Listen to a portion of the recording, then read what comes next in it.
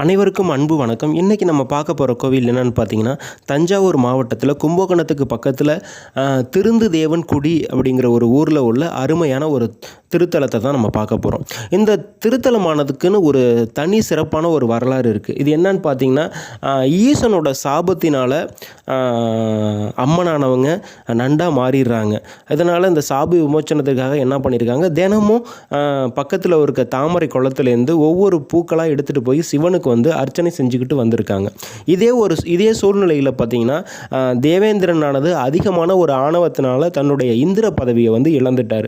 இந்த சூழ்நிலையில் பார்த்தீங்கன்னா, குரு பகவானானவர் இந்திரனுக்கு ஒரு அறிவுரை வழங்குறார். இந்த கோவிலுக்கு போயிட்டு நீ தினமும் சிவனுக்கு தாமரை மலர்களால் அர்ச்சனை செஞ்சுக்கிட்டு வா, உன்னுடைய சாப விமோச்சனம் முடிஞ்சு நீனும் திரும்பவும் உன்னுடைய இந்திர பதவியை அடையலாம் அப்படின்ட்டு சொல்லியிருக்காங்க. இதே நேரத்தில் தான் அம்மனானவங்களும் நண்டா மாதிரி அர்ச்சனை செஞ்சுக்கிட்டு இருக்காங்க. இதில் என்னன்னு பார்த்தீங்கன்னா, இந்த தாமரை மலர்கள் குளத்தில் தினமும் மலர்கள் குறையிறத பார்த்துக்கிட்டே இருக்கிறான் தேவேந்திரன். என்ன காரணத்தினால இந்த தாமரை மலர்கள் குறைஞ்சிக்கிட்டு இருக்கு அப்படின்னு சொல்லிட்டு பார்க்கும்போது தான் ஒரு நண்டானது தினமும் கொண்டு போய் அர்ச்சனை பண்ணிக்கிட்டு இருக்கிற விஷயம் தெரிஞ்சுக்கிட்டு இருக்கு. இதனால் கோபம் அடைஞ்ச இந்திரன் என்னுடைய தாமரை மலர்களை நீ எப்படி எடுத்துகிட்டு போகலான்ட்டு தன்னுடைய வாளால் ஒரு வெட்டு இருக்காரு நண்டை. அந்த வெட்டு பார்த்திங்கன்னா நண்டு மேலே படாமல் சிவனோட தலையில் பட்டு தலை ஒரு கொஞ்சம் சேதம் அடைஞ்சிருக்கு. அந்த சேதம் அந்த இடத்துக்குள்ளார அந்த நண்டானது போய் பாதுகாப்பு அடைஞ்சிருக்கு. சரிங்களா? அதுக்கப்புறம் தான் தெரியுது இது நண்டானது அம்மனோட அவதாரம் அப்படின்ட்டு பின்னாடி தான் தெரிஞ்சிருக்கு. இந்த தெரிஞ்சதுக்கப்புறம் இது பார்த்து திருந்தினதுனால தான் இந்த கோவிலானது திருந்து தேவன் குடி அப்படின்னு சொல்லிட்டு இந்த கோவிலுக்கான பேர் வந்திருக்கு.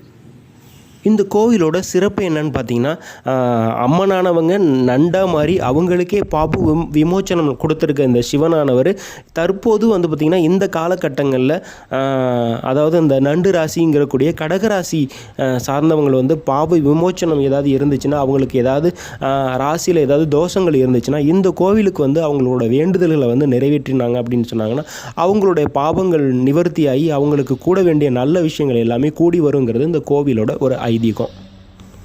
இந்த கோயிலானது சோழர் கால கட்டடக்கலையை மையமாக வச்சு இந்த கோயிலானது சோழர்களின் காலத்தில் கட்டப்பட்டிருக்கு. தற்போது கோவில் கும்பாபிஷேகம் கொண்டாடி இருக்காங்க. கோவில் இப்போ போய் பார்த்தீங்கன்னா ரொம்பவும் புதுமையான ஒரு கோவில் மாதிரி இருக்கும். இந்த கோயிலுக்கு இன்னொரு விஷயமும் இருக்குது. என்னன்னு பார்த்தீங்கன்னா, 1500 வருடங்களுக்கு முன்பு இந்த கோவிலானது எப்படி இருந்ததோ இன்றைக்கும் அப்படி தான் இருக்குது அப்படின்னு சொல்லிட்டு அப்படி 1500 வருஷமாக என்ன மாறாமல் இருக்குதுன்னு பார்த்தீங்கன்னா, இந்த கோயில் சுற்றியும் பார்த்திங்கன்னா காலங்களுக்கு முன்னாடி வெறும் வனமாக மட்டும் இருந்ததாகவும் காடுகளாக மட்டும் இருந்ததாகவும் மட்டும்தான் சொல்லிக்கிறாங்க. இப்போவும் பார்த்திங்கன்னா இந்த கோவிலை ஒட்டி எந்த ஒரு வீடுகளுமே கிடையாது. சுற்றியும் வயல்வெளிகள் மட்டும்தான் இருந்துக்கிட்டு இருக்குது. ஒரு பசுமையான சூழ்நிலைக்கு மத்தியில் தான் இந்த கோவிலானது இருக்குது. தேவார புகழ்பெற்ற ஸ்தலங்களில் இதுவும் ஒன்று. முக்கியமாக இந்த கோவிலுக்கு யாருன்னு வரணும்னு பார்த்தீங்கன்னா, கடகராசி மக்கள் தான் கண்டிப்பாக இங்கே வரணும். நாங்கள் அந்த கோயிலுக்கு போயிட்டு வந்தோம், எங்களுக்கு பிரச்சனைகள் சரியாகலை, இந்த பிரச்சனைகள் எங்களுக்கு தொடர்ந்து இருந்துக்கிட்டே இருக்குது, நான் என்ன தான் பண்ணுறது அப்படின்னு சொல்லிட்டு இருக்கிற சூழ்நிலையில் கண்டிப்பாக இந்த கற்கண்டேஸ்வரர் கோவிலுக்கு நீங்கள் வந்துட்டு போனீங்கன்னா உங்களோட பிரச்சனைகள் முழுசாக சரியாகுங்கிறது நம்பிக்கை. அதுதான் உண்மையும் கூட. இந்த வீடியோ உங்களுக்கு பிடிச்சிருந்துச்சுன்னா லைக் பண்ணுங்கள். கண்டிப்பாக கடகராசி நேயர்களே எனக்கு சப்ஸ்கிரைப் பண்ணிட்டு போங்க. தேங்க்யூ. திரும்ப அடுத்த வீடியோவில் சந்திக்கலாம்.